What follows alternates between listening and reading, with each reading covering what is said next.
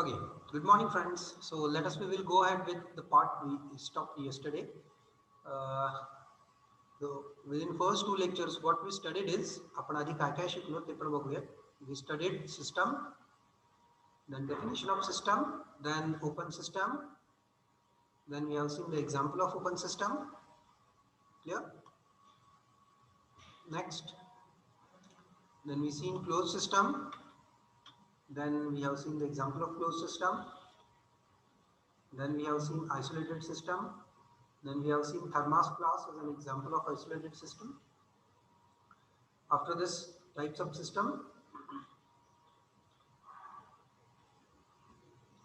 What we're going for is boundary. Boundary is very vital part. We have seen types of boundaries, how the boundary can be.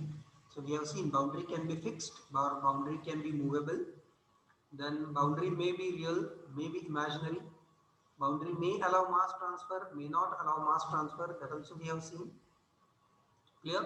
Then we have seen boundary may allow heat transfer, boundary may not allow heat transfer, and depending on those types, we have defined the type of systems. है ना? System को define करता है, boundary system ला define करता है.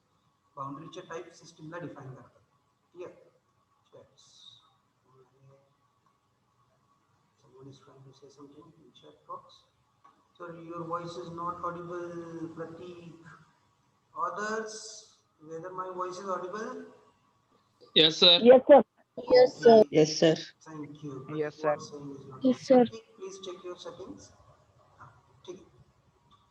So ते आपण बघितलं काय बघितलं आपण विसरलो की बाउंड्री बाउंड्रीच्या टाइप्स वरून काय होतं सिस्टीमच्या टाइप्स डिफाइन होतात. क्लियर? त्याच्यासाठी आपण एक्झाम्पल पण बघितले आहे ना. जर बाउंड्री रिअल असेल किंवा इमॅजिनरी असेल, बाउंड्रीनं हीट ट्रान्सफर आणि मास ट्रान्सफर अलाउ केलं तर ती सिस्टीम कुठली होते? ओपन सिस्टीम होते. असंच क्लोज सिस्टीम साठी बाउंड्रीची रिक्वायरमेंट कोण सांगू शकेल का? क्लोज सिस्टीमची बाउंड्री कशी असते? Can anyone? Real, sir. Okay. And don't have Real. mass transfer. हा रिअल असते. अजून मास ट्रान्सफर काय करते? अलाउ करते का नाही? नाही. नाही.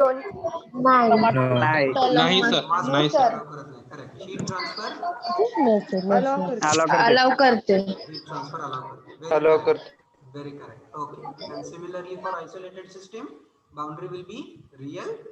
Boundary will not allow Real. heat transfer and boundary will not allow mass transfer. Not heat transfer. Okay. Not a heat transfer. Then we have seen thermodynamic analysis. Neither energy nor matter. Correct. Nor energy nor matter will be allowed to cross the boundary. Okay. Now we have seen thermodynamic analysis. चा आपण introduction केलं होतं का? Clear? Thermodynamic analysis ची सुरुवात केली होती आणि आपण बघितलं होतं थर्मोडायनामिक अनालिसिस करायचं म्हणजे नक्की काय करायचं. तर थर्मोडायनामिक अनालिसिस करायचं म्हणजे काय करायचं? तर सिस्टीम मधून जी हीट ट्रान्सफर होते, सिस्टीम मधून जे मास ट्रान्सफर होतं त्याचा कॅल्क्युलेशन करायचं, त्याचा स्टडी करायचा डिटेल. त्याला म्हटलं जातं thermodynamic analysis. There are two types of thermodynamic analysis methods. One is microscopic analysis and second one is macroscopic. एक असतं मायक्रोस्कोपिक आणि दुसरं असतं मॅक्रोस्कोपिक. क्लियर? तर काल पण मी सांगितलं, आज पण सांगतो, हे जे मायक्रोस्कोपिक अनालिसिस आहे, जे तुम्ही 12th मध्ये जे तुम्ही थर्मोडायनामिक्स शिकला ते शिकला तुम्ही microscopic thermodynamic analysis. What ever you have studied during HSC, that was microscopic analysis. त्याच्यामध्ये everywhere you are finding the words like molecules, atoms. तिथे तुम्हाला सारखे हे शब्द आले होते, मॉलिक्युल्स आणि ॲटम्स हे वर्ड्स आले होते. त्याच्यामुळे ते अनालिसिस झालं होतं microscopic analysis. Clear? whenever we will carry out the thermodynamic study at molecular level, then we will call it as a microscopic thermodynamic analysis. त्यावेळेस आपण त्याला म्हणू मायक्रोस्कोपिक अनालिसिस. म्हणजे तिथं काय म्हणावं लागणार की या मोलेक्युल कडे एवढी एनर्जी आहे, या मोलेक्युल कडे तेवढी एनर्जी आहे, एवढे मोलेक्युल्स आहेत. त्यावेळेस ते अनालिसिस होतं मायक्रोस्कोपिक. दुसरं एक्झाम्पल आहे मॅक्रोस्कोपिक अनालिसिस, जे की आता आपण शिकणार आहोत इंजिनिअरिंग मध्ये. Macroscopic analysis. आता मला सांगा, तुम्ही कधी गाडीच्या टायर मध्ये, 4 व्हीलर असेल 2 व्हीलर असेल, हवा चेक करायला गेलाय का? Yes, sir. Yes, sir. Yes, sir. Yes, तुम्हाला sir. कशी हवा चेक करतो? Yes, sir. तुम्हाला माणूस कशी हवा Yes, sir. हवा कशी चेक करतो? कशी चेक करतो? Barometer असतो त्या. करेक्ट. त्याच्याकडे एक मीटर असतो है ना, बॅरोमीटर सेट. त्याच्याकडे एक मीटर असतो, त्याच्यावरती हा. पॉइंटर असतो है ना. तो आपले जी नोझल असते, टायरची जी नोझल असते, त्या नोझलला तो मीटर कनेक्ट करतो आणि त्या मीटरवरती आपल्याला डायरेक्टली प्रेशर दिसतं, आहे का नाही? ते आहे मॅक्रोस्कोपिक अनालिसिस. तर तो काय करतो, हवा भरणारा तो मॅक्रोस्कोपिक अनालिसिस करतो. रेडी? Unknowingly does it. म्हणजे काय, तर त्या टायर मध्ये सपोज हा टायरचा गोल आहे है ना. आता एवढा काही छान गोल येणार नाही, बट समजून घ्या. तो या एकाच पॉइंटला हवा चेक करतो आणि काय सांगतो की या टायर मधल्या एअरचं प्रेशर एवढं आहे. क्लिअर? प्रेशर एवढं आहे. तो काय मेजर करतो? प्रेशर. तो प्रत्येक ॲटमचं प्रेशर मेजर करतो का? प्रत्येक मोलिक्युलचं. या मोलिक्युलचं प्रेशर एवढं आहे, या मोलिक्युलर एवढं प्रेशर आहे, या मोलिक्युलर एवढं प्रेशर आहे, या मोलिक्युलर एवढं प्रेशर आहे, आणि सगळ्या मोलिक्युलचं प्रेशर मिळून एवढं प्रेशर होत आहे. तो करतो का? नाही करत. इट डझंट डू दॅट, है ना. त्यानं जर तसं केलं असतं तर ते मायक्रोस्कोपिक झालं असतं. त्यानं काय केलं, त्यानं सगळ्या सिस्टीमचं प्रेशर एकत्र मेजर केलं. कम्प्लीट ही सिस्टीम आहे त्याची पूर्ण. या कम्प्लीट सिस्टीमचं प्रेशर त्यानं एकाच पॉइंटला मेजर केलं. क्लिअर? सो हे झालं या सिस्टीमचं थर्मोडायनॅमिक अनालिसिस. त्यानं काय केलं, त्या सिस्टीमचं प्रेशर मेजर केलं directly with the help of pressure gauge. म्हणजे इथं काय म्हणतो आपण, while doing the thermodynamic analysis if we consider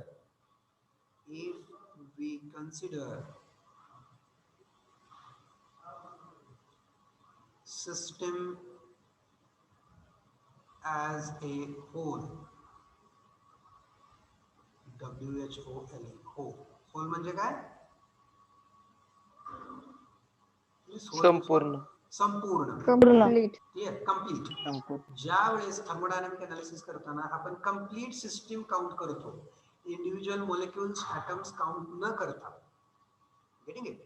We don't count individual molecules and atoms. We consider system as a whole.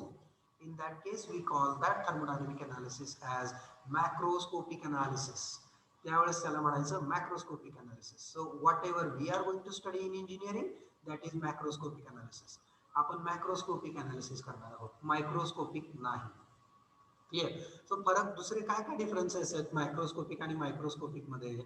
तर मायक्रोस्कोपिक अनालिसिस मध्ये calculations difficult आहेत.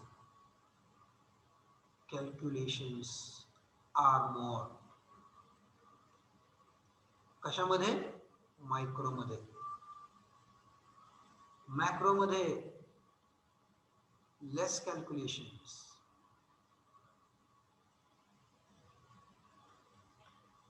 याच्यामध्ये calculations कमी आहेत. कोणामध्ये? मॅक्रोस्कोपिक मध्ये. मायक्रोस्कोपिक मध्ये कॅल्क्युलेशन्स जास्त होते. त्याच्यामुळं याच्यामध्ये कॅल्क्युलेशन्स जास्त आहेत, त्याच्यामुळे याला म्हटलं जातं स्टॅटिस्टिकल थर्मोडायनॅमिक्स. स्टॅटिस्टिकल थर्मोडायनॅमिक्स का? कारण याच्यामध्ये कॅल्क्युलेशन्स जास्त आहेत. That is why it is called as a statistical thermodynamics. Clear? मायक्रोस्कोपिकचं दुसरं नाव काय आहे? Statistical thermodynamics. याच्यामध्ये कॅल्क्युलेशन्स खूप कमी आहेत, व्हेरी लेस कॅल्क्युलेशन्स, आणि जरी असले तरी ती कॅल्क्युलेशन्स सोपे आहेत, simple calculations. That is why it is called as classical. Correct. Classical thermodynamics. काल आपण नावं बघितली होती ना, we have seen yesterday here. याच्यामध्ये आपण बघितलं होतं जाऊन मायक्रोस्कोपिक आणि मायक्रोस्कोपिक मध्ये. सो मायक्रोस्कोपिकला म्हटलं जातं स्टॅटिस्टिकल थर्मोडायनॅमिक्स, मॅक्रोस्कोपिकला म्हटलं जातं क्लासिकल थर्मोडायनॅमिक्स. क्लिअर? याच्यामध्ये लेस अझम्पशन्स.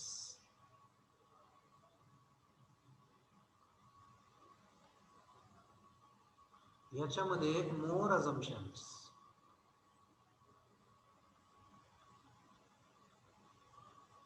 अझम्पशन्स आठवतं ना, मॅथमॅटिक्स मध्ये वगैरे तुम्ही शिकला होता. Let us assume x is equal to 5, है ना? Yes, That is sir. assumption. Clear? Yes, sir. Microscopic मध्ये अझम्पशन्स फार कमी असतात. मायक्रोस्कोपिक मध्ये मायन्यूट लेवलला, मोलेक्युलर लेवलला कॅल्क्युलेशन्स केले जातात, डीप लेवलला अझम्पशन्स केले जात नाही. मॅक्रोस्कोपिकला नाही. मॅक्रोस्कोपिकला अझम्पशन्स करायचे भरपूर. क्लिअर? जसं की आपण इथं अझम्पशन केलं, सिस्टीम इज कन्सिडर्ड, है ना? सिस्टीम कन्सिडर म्हणजे कन्सिडर केलं म्हणजे काय केलं? अझम्पशन केलं. याच्या डेफिनेशन मध्ये पण अझम्पशन आहे. Getting it? We assume the system. आपण सिस्टीमला अज्युम करतो, आपण सिस्टीमला कन्सिडर करतो. क्लिअर? त्या कशामध्ये? मॅक्रोस्कोपिक मध्ये. मॅक्रोस्कोपिक मध्ये सिस्टीम मध्ये अझम्पशन्स जास्त असतात. Clear? This one is more accurate. This becomes less accurate. का बरं कमी ॲक्युरेट आहे हा? कारण याच्यामध्ये अझम्पशन्स जास्त आहेत. जास्त अझम्पशन्स आहेत याच्यामध्ये. क्लिअर? त्याच्यामुळं त्याच्यामध्ये ॲक्युरेसी कमी असते. याच्यामध्ये ॲक्युरेसी खूप जास्त येते कारण याच्यामध्ये अझम्पशन्स खूप कमी असतात. क्लिअर? आता मी हे काय सांगितले तुम्हाला? तर आता मी हे 4 डिफरन्सेस सांगितले तुम्हाला. क्लिअर? कारण याच्यामध्ये क्वेश्चन कसा पडतो, परीक्षेमध्ये क्वेश्चन कसा येतो याचा, तर पहिला क्वेश्चन असतो define the types of thermodynamic analysis. म्हणजे थर्मोडायनॅमिक अनालिसिसचे टाइप्स डिफाइन करा. ते 2 टाइप्स आहेत, microscopic and macroscopic. Define types of thermodynamics and state the differences between them. आणि त्यांच्यामधले डिफरन्सेस सांगा. क्लिअर? हा प्रश्न पडतो आपल्याला 3 मार्क्सला. This question will be for 3 marks. ह्या 3 मार्कची फोड कशी करायची? तर ह्याच्यामधला 1.5 मार्क तुम्हाला 2 डेफिनेशन्सला, मायक्रोस्कोपिकची डेफिनेशन आणि मॅक्रोस्कोपिकची डेफिनेशन, या 2 डेफिनेशन्सचे मिळून 1.5 मार्क्स आणि हे डिफरन्सेस लिहिण्यासाठी 1.5 मार्क्स. क्लिअर? असे तुम्हाला 3 मार्क्स असणार आहेत. याच्यामध्ये जास्त डिफरन्सेस आपण लिहिणार नाही आहोत. याच्यामध्ये हे जे मेजर 3 डिफरन्सेस आहेत ते 3 डिफरन्सेस आपण लिहिणार आहोत फक्त. क्लिअर? मायक्रोस्कोपिक कुठलं? पहिलं, कॅल्क्युलेशन्स आर मोर. इथं आहेत कॅल्क्युलेशन्स आर लेस. याचं दुसरं नाव आहे स्टॅटिस्टिकल थर्मोडायनॅमिक्स. याचं दुसरं नाव आहे क्लासिकल थर्मोडायनॅमिक्स. याच्यामध्ये लेस अझम्पशन्स आहेत, याच्यामध्ये मोर अझम्पशन्स आहेत. क्लिअर? याच्यामध्ये ॲक्युरसी जास्त येते, मोर ॲक्युरसी. याच्यामध्ये ॲक्युरसी कमी येते, it is less accurate. Clear? These are the 2 main types of thermodynamic analysis: macroscopic analysis and microscopic analysis. Understood this stuff? लक्षात आली ही गोष्ट?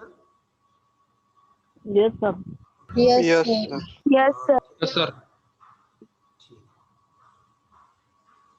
Let us move towards the next point.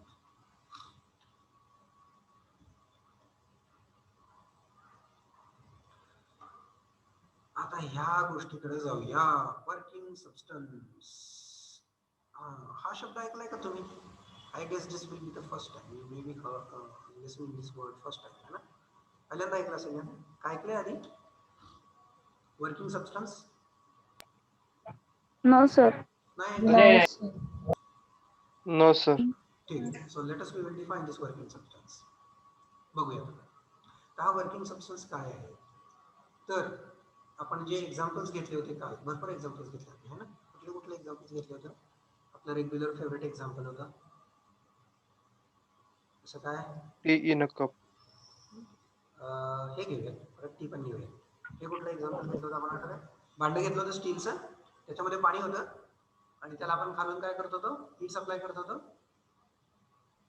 Yes. Clear? You have seen this example and we considered this as our system. हे भांडं म्हणजे काय? आपलं system आहे. Clear? आपण या सिस्टीम मध्ये हीट आतमध्ये टाकतोय, है ना? We are adding heat into the system, बरोबर? Q in. Q is the symbol used for heat. Q हा सिंबल आपण कशासाठी वापरणार आहे? हीट साठी वापरणार आहे. ठीक? तर या सिस्टीमला आपण हीट सप्लाय करतोय, बरोबर ना?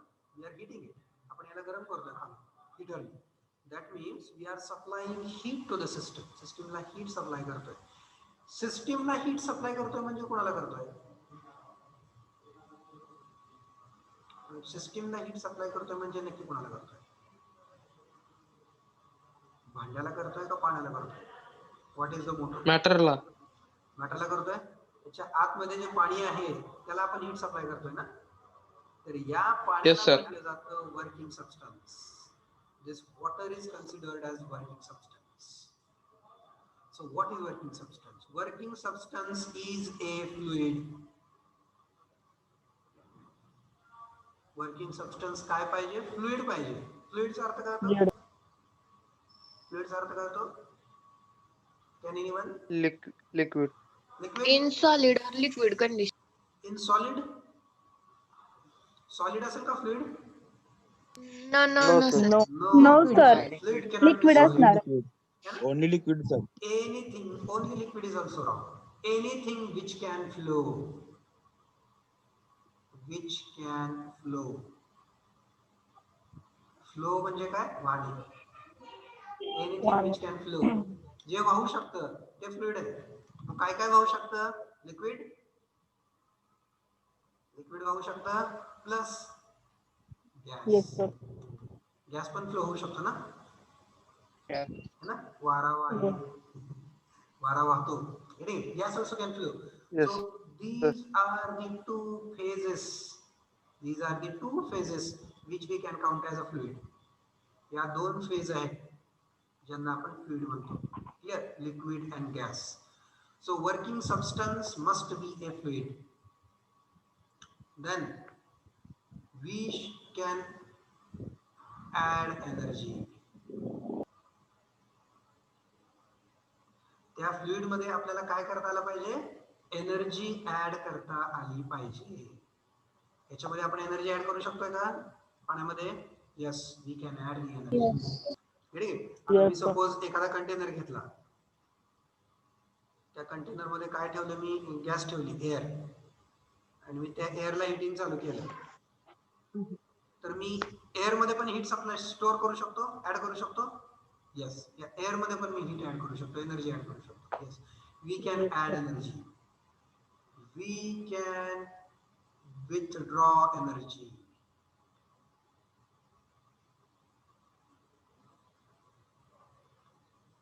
विथड्रॉ म्हणजे काय? काढून घेणे. काढून घेणे. म्हणजे मी त्या फ्लुइड मध्ये एनर्जी ऍड करू शकतो, मी त्या फ्लुइड मधून एनर्जी काढून घेऊ शकतो. I should be able to add the energy and at the same time I should be able to withdraw the energy. Clear?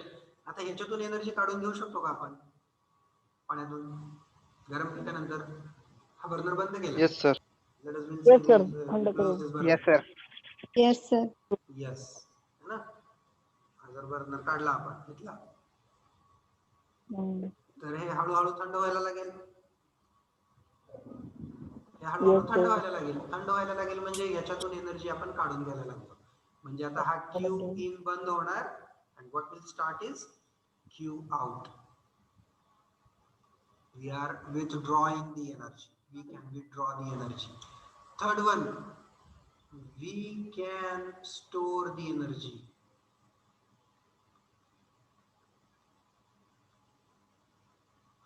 Working substance मध्ये आपल्याला काय करता आलं पाहिजे? एनर्जी स्टोअर करता आली पाहिजे. We can store the energy. आता याचं कुठलं एक्झाम्पल? याचं एक्झाम्पल एक फार छान सांगतो तुम्हाला.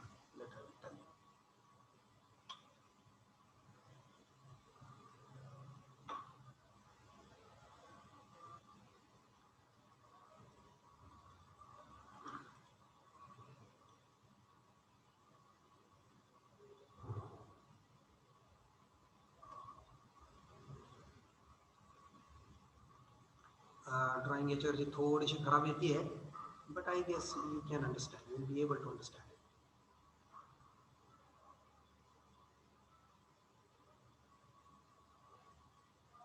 हे काय असेल असं वाटतंय तुम्हाला? मी काय काढलं असेल?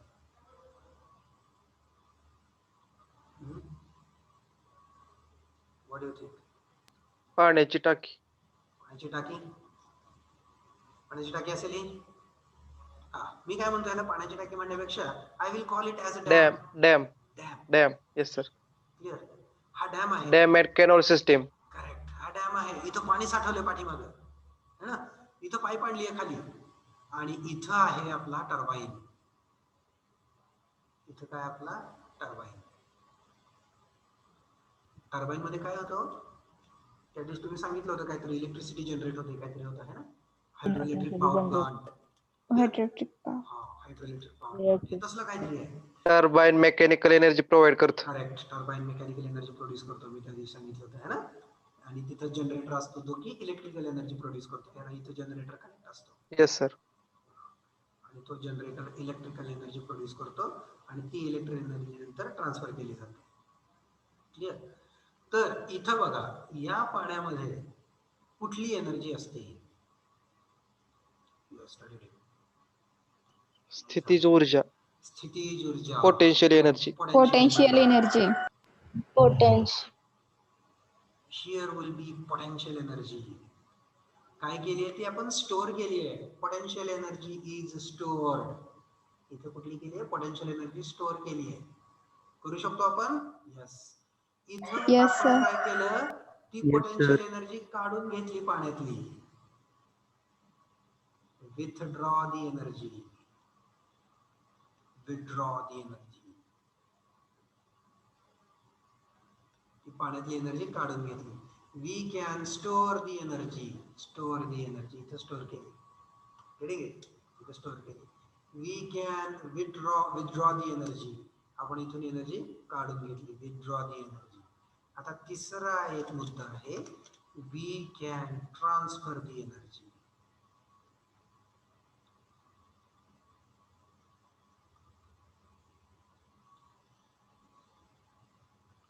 ट्रान्सफर म्हणू शकता किंवा कन्व्हर्ट म्हणू शकता. ते पण इथं होतंय. कसं होतंय? ज्यावेळेस पाणी या पाईप मधून खाली फ्लो होईल त्यावेळेस काय होईल? Potential energy is converted into kinetic Turbines energy. Kinetic energy. Correct, very correct. इथून खाली येताना the potential energy will get converted into the kinetic energy. Yes, we can convert the energy and we are transferring also. आपण या point पासून या point पर्यंत energy transfer केली. We transferred the energy from this high level to this low level. Getting it? तर इथं water is a working substance. याच्यातलं पाणी, water हे काय working substance आहे? Because we stored the energy in water. आपण पाण्यामध्ये energy store केली. We withdrawn the energy from water. पाण्यामधून आपण एनर्जी withdraw करून घेतली. We काय? converted the energy. ग बसा. नाचू दे, ग बसा. सगळेच गप्प बसा. ठीक आहे. इथं काय काय केलं आपण? We stored the energy. पाण्यामध्ये आपण एनर्जी स्टोअर केली. त्याच्यानंतर पाण्यामधून एनर्जी आपण विथड्रॉ केली. We stored the energy. We withdrawn the energy. At the same time we converted the energy. Energy convert पण केली. And we transferred the energy. Energy transfer पण केली. त्याच्यामुळे इथं काय आहे? Water is a working substance. This is the best example to explain working substance. Okay, working substance explain करण्याचं best example. Hello. Understood everyone? Sir. हा बोला. Please. कोण होता? Someone was talking? Who was? Someone want to put in share? No. They are putting attendance in share. Hello? कोणाला तरी बोलायचं होतं ना? Someone wanted to speak? Pawan was? No, Pawan may not be. ठीक है, shall I proceed then? Okay, let me proceed. कळालं का working substance? Yes, sir. Yes sir. Yes, sir. Yes, sir. Thank you. Yes. हा, आता इथं बघू काय आलेलं आहे. वर्किंग सबस्टन्स याच्यामध्ये मी काय लिहिलंय? It is a fluid in which one can add the energy, store the energy, and from which one can withdraw the energy. The working substance considered during entire this chapter will be pure substance. आता हा नवीन शब्द इथं आला. तर pure substance काय आहे बघूया. कोणाला म्हणायचं pure substance? So let us see the pure substance here. Pure substance. The working substance which is homogeneous in nature. परत एक नवीन शब्द आला, homogeneous in nature. सारखेच नवीन शब्द यायला लागले. Let us see what does it mean. Working substance which is homogeneous. तर ह्या होमोजिनियस शब्दासाठी आपण आता इथे येऊया. What is mean by homogeneous? The working substance which exist in a single phase. आता परत एक वेगळा शब्द, फेज. हे काय असतं फेज? आताच सांगितलं होतं मी. फेज म्हणजे अवस्था. अवस्था. अवस्था. अवस्था, पदार्थाची अवस्था. कुठल्या असतात पदार्थाच्या अवस्था? 3 असतात. कुठल्या? Solid, Solid, liquid, Solid, gaseous. liquid, gaseous. And gases. Solid, liquid और gas. Gas. The working substance which exist in a single phase. तो वर्किंग सबस्टन्स कसा राहायला पाहिजे? एका सिंगल फेज मध्ये राहायला पाहिजे. कधी कधी राहायला पाहिजे सिंगल फेज मध्ये? During thermodynamic analysis.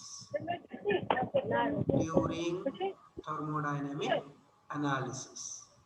Thermodynamic analysis करताना काय झालं पाहिजे? थर्मोडायनॅमिक अनालिसिस करताना काय झालं पाहिजे? तुमचा वर्किंग सबस्टन्स हा एकाच फेज मध्ये राहायला पाहिजे. म्हणजे तो लिक्विड असेल तर लिक्विडच राहायला पाहिजे, गॅस असेल तर गॅसच राहायला पाहिजे. त्याची फेज चेंज झाली नाही पाहिजे. तर त्याला काय म्हणायचं? होमोजिनियस म्हणायचं. जर तो एकाच फेज मध्ये राहत असेल तर त्याला काय म्हणायचं? Homogeneous substance. मग फेज का चेंज होत असते? जर आपण त्याच्यामध्ये हीट ऍड केली तर फेज चेंज होऊ शकते. लिक्विड गॅस मध्ये कन्वर्ट होऊ शकतं. जर आपण विड्रॉ केली एनर्जी तर लिक्विड मधून एनर्जी विड्रॉ केली तर लिक्विड सॉलिड मध्ये कन्वर्ट होऊ शकतं. गॅस मधून एनर्जी विड्रॉ केली तर गॅस लिक्विड मध्ये कन्वर्ट होऊ शकतं. So this is how the phase change may happen. तर आपल्याला होमोजिनियस आपण कधी म्हणू शकतो? जर त्या सबस्टन्सची फेज चेंज झाली नाही तर त्याला काय म्हणायचं? Homogeneous substance. It must remain in a single phase during entire thermodynamic analysis. आपलं अनालिसिस पूर्ण होईपर्यंत तो एकाच फेज मध्ये राहायला पाहिजे. सॉलिड तर सॉलिड, लिक्विड तर लिक्विड, गॅस तर गॅस. यातलं पहिलं चुकलं. सॉलिड तर सॉलिड नाही. का बरं? कारण आपण काय कन्सिडर करतोय? Fluid. Solid cannot be fluid. Fluid. That is why working substance should remain either in liquid or in gas. आता मगाशी जे आपण एक्झाम्पल बघितलं डॅमचं, डॅम मध्ये पाणी होतं, ते खाली ट्रान्सफर केलं, त्याच्यामधून एनर्जी विड्रॉ केली. या एंटायर प्रोसेस मध्ये जे वॉटर होतं ते एकाच फेज मध्ये होतं. Yes sir. ते फक्त लिक्विड Yes. फेज मध्ये Sir. राहिलं, ते गॅस मध्ये कन्वर्ट झालं नाही. Means that was homogeneous substance. Clear? त्याच्यामुळे ते होमोजिनियस सबस्टन्स. आता परत प्युअर सबस्टन्स कडे येऊया. प्युअर सबस्टन्स कुणाला म्हणायचं? The working substance which is homogeneous in nature. ते काय पाहिजे? वर्किंग सबस्टन्स होमोजिनियस पाहिजे. And has invariable chemical composition. Invariable chemical composition म्हणजे काय?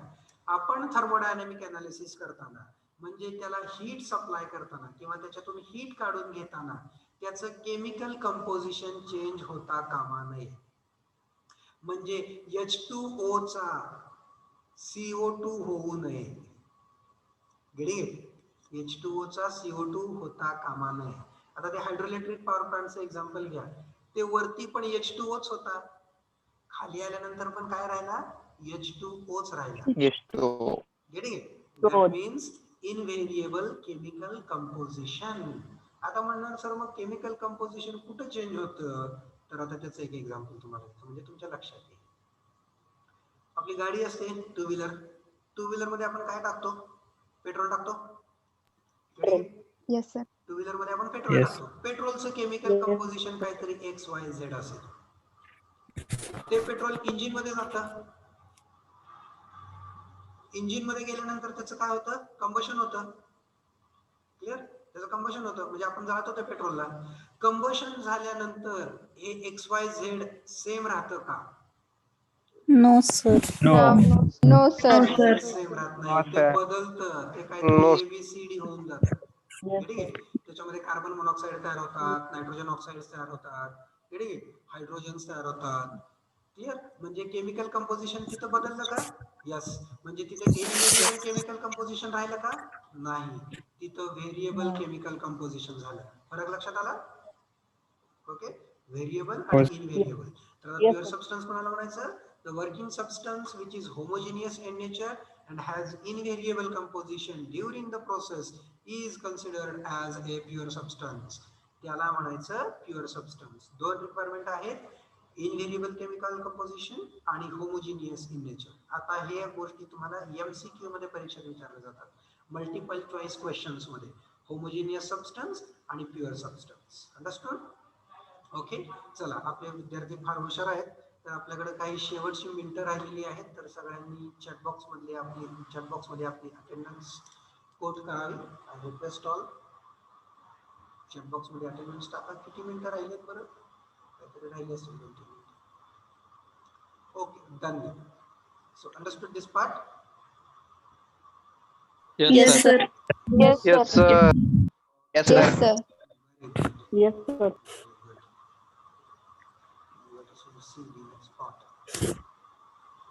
Pure substance, working substance झाला, pure substance झाला. Okay, so we have seen up to this. आता next लेक्चरला आपण काय बघणार आहोत? नेक्स्ट लेक्चरला आपण एवढा एकच पॉईंट बघणार आहोत. क्लिअर? Okay, thank you. आज थोडंसं जरा वेळेत संपूया लेक्चर, नाही तर प्रत्येक वेळेस काय होतं, लेक्चर संपतं आणि अटेंडन्स घ्यायची कशी ठरवतात. ओके, अजून काही डाऊट आहे का तुम्हाला इन जनरल BME बद्दल? काही डिस्कशन, काही सजेशन, काही पॉइंट, काही मुद्दा कोणाला काय सांगायचं? सर, हा बोला. सर ह्या धड्याचे नोट्स तुम्ही कसं सेंड करणार सर? ह्या चॅप्टरच्या नोट्स डिक्टेट पण करू शकतो, PDF फाईल मध्ये पण तुम्हाला पाठवू शकतो, याची PPT पण तुम्हाला शेअर करू शकतो. ॲज यू सी, कसं म्हणाल तसं, कसं करू द्या. त्याचा PPT एक शेअर करू तुम्हाला मी. Yes sir. हां, Yes, sir. हो, Okay, sir. PDF पाठवा सर. PDF sir. चालेल. नोट्स PDF पाठवा सर. हां, नोट्स PDF पाठवा, पाठवायसाठी मला 1-2 दिवस लागतील. मला थोडंसं त्याच्यामध्ये मॉडिफिकेशन्स नवीन सिलेबस नुसार करावे लागतील. ओके. आधीचा सिलेबस जरा मोठा होता, ओके सर. आता तुमचा सिलेबस रिड्यूस झालाय, त्याच्यामुळं तो थोडासा मला कव्हर करावा लागेल. 1-2 दिवस लागतील. 2 दिवसामध्ये मी PDF मध्ये कन्वर्ट करून तुम्हाला त्या नोट्स पाठवून देईन ग्रुपवरती, काही प्रॉब्लेम नाही. इन ॲडिशन ह्या एक PPT एक आहे, हा सोडून दुसरा PPT आहे. हा PPT शेअर करता येत नाही, हा ऑनलाईन असल्यामुळं. बट दुसरा एक PPT आहे ज्याच्यामध्ये पण डिटेल्स मध्ये गोष्टी लिहिलेल्या आहेत, तो PPT पण मी तुम्हाला शेअर करतो. या 2 गोष्टी मी तुम्हाला शेअर करतो. ग्रुपवरती, आपल्या टेलिग्रामच्या ग्रुपवरती मी टाकतो, तो काही अडचण नाही. प्लस आपली जी स्प्रेडशीट शेअर केलेली आहे, त्या स्प्रेडशीट मध्ये लिंक्स पण आहेत, त्या लिंक्स मध्ये पण मी त्याच्या लिंक टाकून देतो. Okay, next. अजून काय मुद्दा BME संदर्भामध्ये? शिकवलेलं समजत नाही, जरा फास्ट होत आहे, जरा स्लो होत आहे, कन्सेप्ट क्लिअर होत नाही कुठली, तसं काय आहे? मागचं सांगितलेलं काही समजलं नाही. तर आता ह्या आतापर्यंत कव्हर झालेल्या सिलेबस मध्ये तुम्हाला सांगतो काय आहे. तर याच्यामध्ये मोठा क्वेश्चन, ब्रॉड क्वेश्चन कुठले येऊ शकतात? 2च येऊ शकतात. पहिला म्हणजे define system and explain its types, 3 मार्कला. दुसरा क्वेश्चन 3 मार्कला येऊ शकतो कुठला? Define thermodynamic types of thermodynamic analysis and differentiate between macroscopic and microscopic. हे 3-3 मार्कचे 2 प्रश्न येऊ शकतात.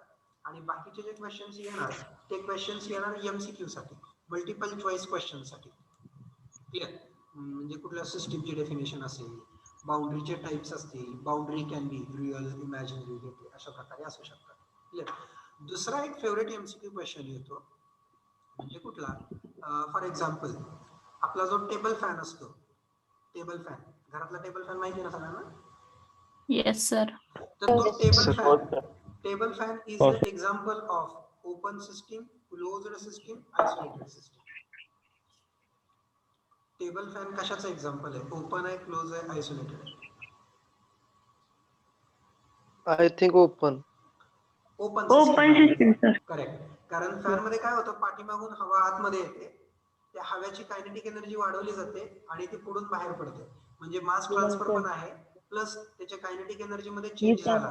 क्लिअर? कायनेटिक एनर्जी मध्ये चेंज झाला म्हणजे एनर्जी ट्रान्सफर पण आहे. That is why it is an open system. Table fan हा ओपन सिस्टीम आहे. घरातला फ्रिज दार बंद असताना, रेफ्रिजरेटर इज अन एक्झाम्पल.